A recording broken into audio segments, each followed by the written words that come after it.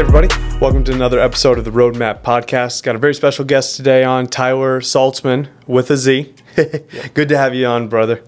Yep, thanks for having me. Absolutely, brother. We're totally comfortable. This is definitely not a first podcast. So I'm excited to have you on, bro. I'm really hoping, I think you have a lot to help people with. You've had a really cool journey from the career that you were in. I remember the first time I saw you, you had come to a lock-in in Columbus to check it out. You're like, what in the heck is going on out here? So from there, do you remember what month that was? I'm trying to think. It wasn't that long ago. It was October, November. Yeah, it was late last year. For a while to get my license here. Yeah, David was chasing you down, and for good reason. You know, you had a ton to the team, great fit here, but it was a while. It was a process, and we'll talk about that. So from October, November to what kind of pyramid scheme is going on here with these guys to today, there's been a ton of growth. And so I'd like to share that with everyone and kind of get your story out there, help some people learn a lot from your experience here. So that's the goal today. Appreciate you being on. To introduce yourself, this is your first podcast ever in FFL history, so I'm excited for that. But if you could just introduce yourself, 2-3 minutes about, hey, here's who I am and where I came from. Yeah, so my name's Tyler. I always say when I'm on the phone, Tyler Salt with a Z, man. So it's easy. I introduce myself. Yep. So I'm from Findlay. I went to high school with David, and he's the one who invited me here. Yeah. So David got into this and kind of just kept telling me, he's like, you got to try it out, and just kept telling me, get your license, just give it a try. So he's the one who kind of got me into this. Yeah. But right there, I want to stop you because you had a decent career path, as most people would assume. You had gone to college, right? For sales, business, supply chain. Yep, and then got a job in that career. You were making decent money. What were you making at your job before you came here? Before I came here, I was making. I was doing $70K a year, but I was planning on moving up. You know. Yeah. Gonna move up in the company, 100%. make a little bit more. 100%. So. But even $70K, I definitely didn't start there out of college, and I think most people don't. So that's a great job to land. Like, you were probably pretty proud of landing that job, I would guess. A lot of hard work in college, and then to get that job landed. Yeah, I had a few nice internships. I had a really nice job after college that put me in that position to get something in supply chain, my degree. So I kind of thought I had this path picked out and thought I knew where I was going. Yeah, and it wasn't a bad path. A lot of people take that path and are very happy with it. So you heard about this. What were your first reactions, your gut reactions to this? DJ was just telling me, he's like, you got to give it a try. It's going so good. I'm loving it. And I'm just like, I think I know what I'm doing. I went to college for this. I want to see what I can do here. And DJ just he's like, just get your license, give it a shot. Come listen to me one day. So it wasn't too difficult. He paid for me to get my license. So he had my back there. He's like, I just want you to try it out. And so he talked me into it. I got my license. And it was really cool. It took me, I guess, a lot of talking and getting into it. And I just wanted to believe in it. I wanted to see that this was something that was real. That's interesting. Yeah. So you didn't feel the reality of it at first, but you wanted it to be real. Why do you think that was? I think I was just open for more opportunity. I was just looking to see what else is out there. Got it. If it was as good as he says, then not bad. I was pretty excited for it. But, everyone thinks they're in the best position possible until they try something new. Sure, makes sense. So looking at the corporate ladder, for me, I looked at it and I was kind of fearful. Like, I don't think I can do that. I don't know if I have the patience and the stamina. You were looking at it from a different perspective. You're like, I got this. This is what I've worked for and I've prepared for. Now I'm in a good opportunity. Let me run with it. But then David approaches you with this opportunity. You're like, well, it seems really good. I'd love for that to be true, but also I don't hate what I'm doing now, and I've worked really hard to get here. So you're kind of split on, that sounds good, but also I got a good thing going here. So what tipped that scale enough for you to be like, you know what, it might make sense? I think it was, I think I was, since he paid for me to get my license, I was like, I'll do it. I'll give it a try. See if it's something I can do on the side. Maybe make some money on the side was my original thought. I went to Columbus, visited him at his house. It was just me, him, and another guy. We were calling out of the house, our buddy Luke. And I sat down the first day. He got me a couple of leads. I dialed through them, sat down for most of the day, set some appointments for the next day, just did the usual stuff. And then the next day, he hands me a piece of paper. He's like, you're going to do your own appointments. And you're going to read from this piece of paper. Oh, boy. So nervous. It wasn't the best appointment. It was like noon or 1. And I get to the end. I'm like, all right, does that make sense? And they're like, yeah, where do we go from here? I'm like, what? Oh, you wanted this. This makes sense for you. And they're like, yep. So it wasn't the best appointment. I laid it all out for them, gave them the points, and, you know, some people just actually need insurance. They need the mortgage protection. It made sense for them. So that's awesome. After I did that, I had helped another family right after. So back to back, I did 2 appointments that we closed with, and I remember that day and how shocked you were that this was happening. You're like, what is going on? Yeah. This is good? Is it good? Is it bad? So my belief there just skyrocketed, and I was like, so I can do this. I believe in myself, and I realized I can make some money here. Yeah. And I enjoyed it. I mean, talking to people all day, and especially if you can help somebody doing it. So there's a lot of upsides to it. 100%. Yeah, absolutely. So is that when you quit the job? Did you hang on to that for a while? What did the exit look like? Put my 2 weeks in on Monday. So that was Saturday, 2 weeks in after that. That's all you needed. You saw it. Yeah, 100%. Love it. So I love the story of getting into this. Everyone's got a very unique story. We're all in different situations. We see it differently. We have to experience different things, and we make it. Right? Now you're here, and I remember very early conversations with you.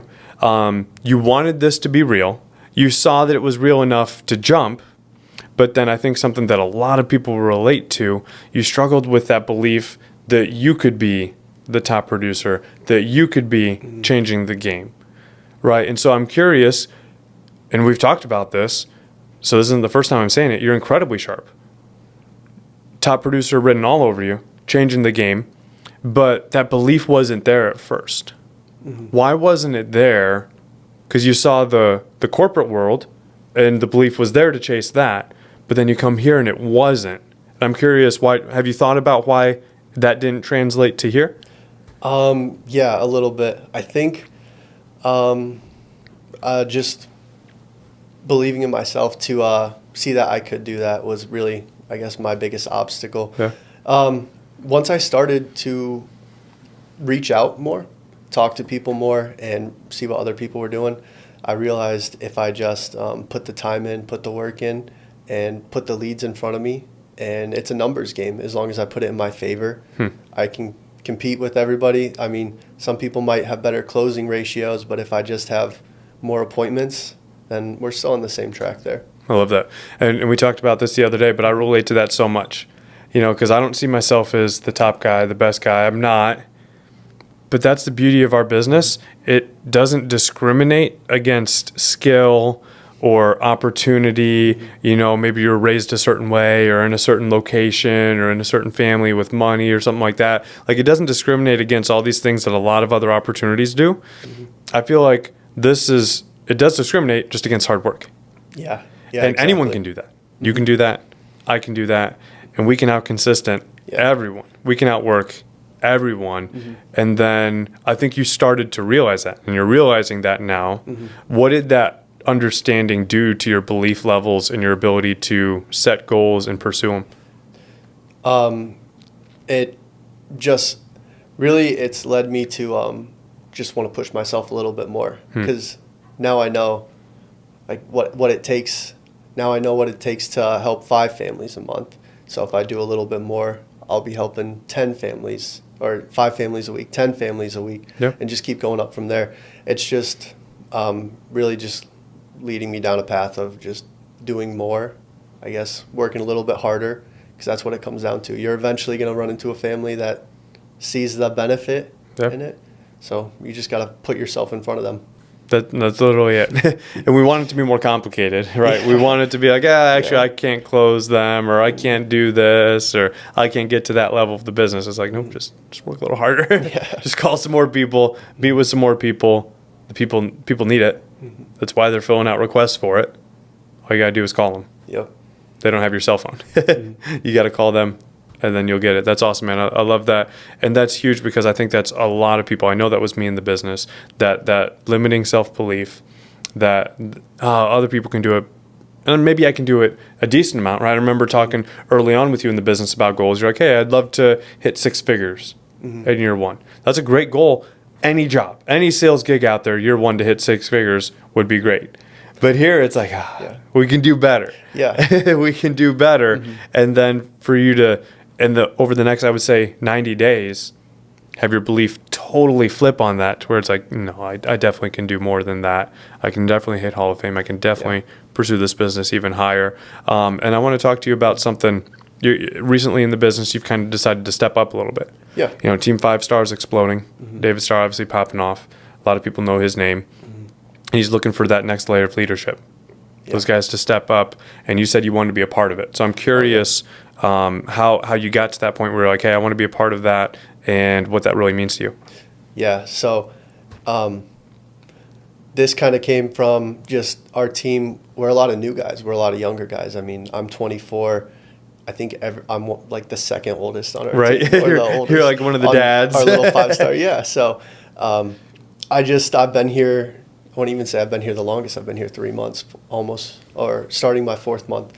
So, but you just start to pick it up after a while, and I feel like I can do more and help more people. But I got to lead from the front and really just put the numbers out there and show that I can do this, and just show people, like, say, watch me, I guess. So that's kind of the next step for me, is just really outproduce everybody, and then they'll follow me, I guess. 100%. That's all it is. Yeah. And isn't it cool that the business is that simple? Because normally to lead people, you've got to be some kind of expert, right? If you want to get into sales management in any company, you got to have been in sales for so long and have this proven track record, and then you have to have mentored people unofficially, and then you can become an official sales manager, right? And it's this big, long corporate grind, right? And then here, just go fall on your face a bunch of times and get back up, and then show other people how to get back up from falling on their face, and encourage them to fall faster and get up faster, and just over and over and over. And it's fun after a while, isn't it? Like, I love seeing, being able to pour into new people and be like, nope, you're doing it just right.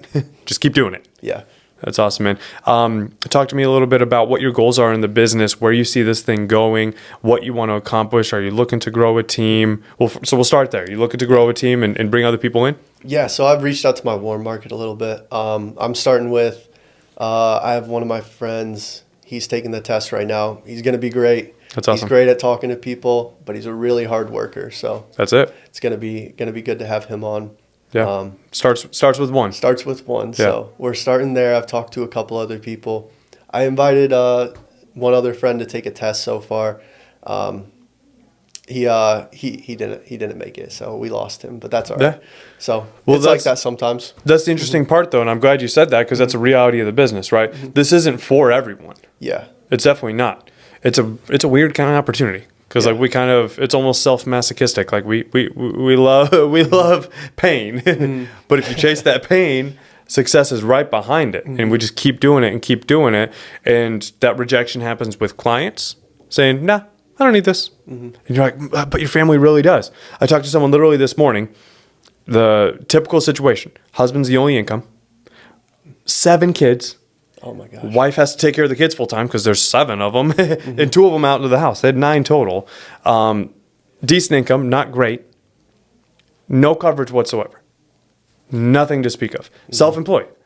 No benefits, nothing. They didn't want it.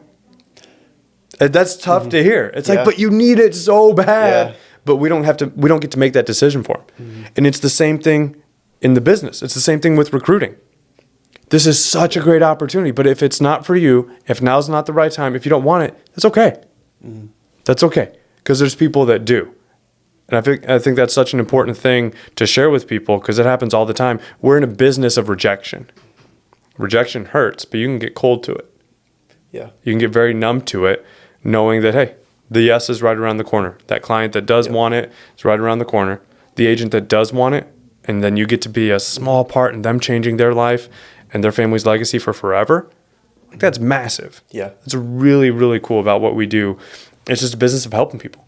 And the people that succeed the most in this business get really good at helping clients, really good at helping agents figure out how to get into this thing, figure out how to succeed, figure out how to help A lot of clients and a lot of agents get into this and just rinse and repeat, rinse and repeat. Yeah, I like that. The business of helping people. Yeah, that's it. Because if you suck at helping people, you suck at this business, right? Yeah. Like, what are you going to do in this business if you suck at helping people? Yeah. There's not much for you. But if you have that passion for helping people, and like you were talking about with, you said my buddy's going to do great because he's a hard worker. Oh, yeah. Because that's all it takes. Do you want to help people and do you want to work hard? Cool. You're going to make more money here than you can anywhere else. So why not here? Yeah. Yeah, that's awesome, man. Speak a little bit to the type of person that you're hoping to help. You're looking to grow the business. So who are you looking for? Who do you feel like would be a great fit on your team? Because I'm sure a ton of people relate to you. I know I do, and I have since we met. But who are you looking to bring onto the team, and how do you think you're uniquely able to help them? Yeah. What I want to bring onto the team, I think building similar to what other teams have done. Some younger people, younger crowd. They want to work hard. They want to do more in life. They want to, I guess, move up. And I guess let me think. It's a tough one, isn't it? It is kind of tough. I haven't quite. I'm putting you on the spot here. But, just people looking for more, looking to help people, looking for more for themselves. Yeah. The people around them. I think this is the best opportunity to grow in all sorts of ways. Yeah.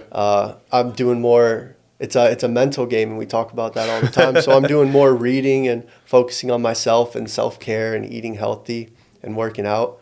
So I think all those sorts of things, all the little things, they start to add up, and I just want people around me to be like that, looking for more for themselves and others too. That's huge, man. Yeah, I love the culture that we have here as a team at FFL and at Inception, 5-star, but also you get to run your own culture. And every team kind of mirrors the positive and negative attributes of their mentor. And that's one of the things I love about this business, because it reflects you. If you don't like what you see, better get to work. And that's something that I've had to look at too. It's like, man, I kind of suck. Like, I need to eat healthier. I need to go to the gym, because then how am I going to operate at full capacity? If I don't know something, well, I better figure it out, better learn it, better talk to people that have. And that's huge, man. That's huge. Give a parting shout to Tyler 4 months ago. He's brand new. He's about to dial. He's about to run his first appointment. Nervous, scared to death, sweaty pits, all 9 yards. Yeah. What should that agent do? Because I think there's a lot of people in that situation right now. Oh man, he just needs to work hard. He needs to believe in himself. He needs to trust in what he's doing. So I think those are some of the big things. Just work hard, believe in yourself. Just keep putting the numbers in your favor, and just everything's going to be all right. Just keep working hard and you'll figure it out. Simple enough. Appreciate you coming on, man. I'm looking forward to seeing, look at the 4 months of growth that you've seen here. We got 8 months more left in this year. What are some goals? We're going to end on this. What are some goals for the year? How many families are you going to help personally? And what does the team look like by the end of the year? Well, the goal for sure is Hall of Fame. And what does that look like? What does that look like? Yep. What do you have to do to hit that for those that don't know? Oh, so we got to do, I think the average was 40 families a month. Yep. So we got to average Where you're that at out. In this point, yep. So 400 total. 400 total, About so I got to 40. pick it up a little bit. Yep. It was a tough start, but, my first couple months, they were a little rocky. Yeah, But, a lot of lessons learned. Oh, yeah. A lot of lessons learned. That's the cool part. The numbers, I feel like, oftentimes don't reflect, and this applies to a lot of stages of the business, the numbers don't reflect the amount of learning that happened. So it's like, if you look at the numbers for Q1 for you, it's like, ooh, did you show up at all? And you're like, yes, I absolutely did. And it's really annoying. But then if you look at who you are today and what you've learned versus where you were 4 months ago, even at that first lock-in, that we went to, like, it's night and day growth. Come a long way, yeah. Coming a long way. So that's really cool. So we've got to step that game up. But you're gonna hit it. You're gonna hit Hall of Fame. Oh yeah. There we go. Yeah, just gotta keep working hard. I mean, keep going at the rate I'm going. A little bit more every day. That's it. There. That was better than the last time. Remember that pause last time I asked you that? So we're getting better. Last time I had to think about it. Yep. I love it. That's awesome, man. And then what's your goal for the team to be at end of this year? Have you thought about any specific measurable goals by the end of 2023? So I've just kind of started with that. Yeah. I wish I would have started sooner, and I think you told me I'm going to say that after a while. But all I'm do. just kind of getting started with my team. Bringing on one great guy, RT. He's going to do awesome. After I bring him on, I'm hoping to bring at least one person a month. I don't see why I can't do that. Yeah, simple. I think I could even go for 2, if that. Love but that. I mean, we'll see how it goes. I want to grow. I want to build my own team. I want to surround myself with great people, though. So Yeah. I don't want to just invite everybody. No, 100%. You want people that are like-minded. That I think you said, they want more. And that sounds vague, but I think the person that speaks to knows exactly what you mean. Yeah. Because I know what you mean by that. I remember wanting more. It was really frustrating because I wasn't in a position that could provide more. So when I found that and got over the skepticism of it, that was it. It's awesome, man. I'm super excited for you to claim that red jacket, hitting Hall of Fame. I mean, if you bring on 2 people a month for this year, that'll be an official logo and team name for you for sure. Yeah. Doing 100 families a month, that'd be huge, man. And I know you can do it. I'm excited to see it. Appreciate you coming on. Yeah, thank you. Absolutely. Good stuff, man. Yeah. Freaking crushed it.